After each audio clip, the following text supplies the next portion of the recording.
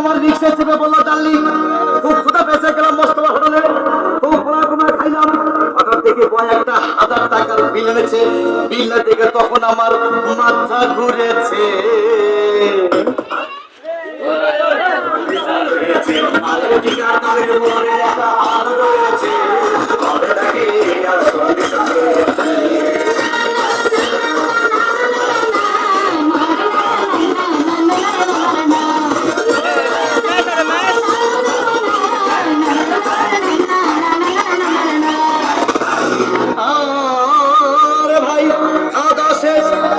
মিষ্টি হেসে বললো ডার্লিং আজকের মতো চলে যায় বলে চলে গেল।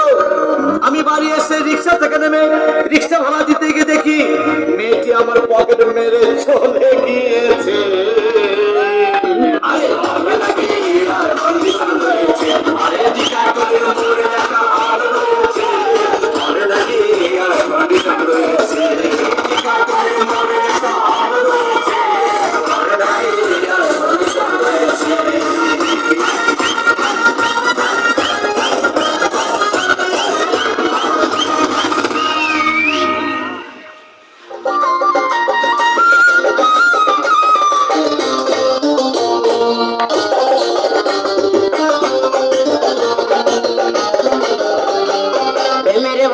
Maria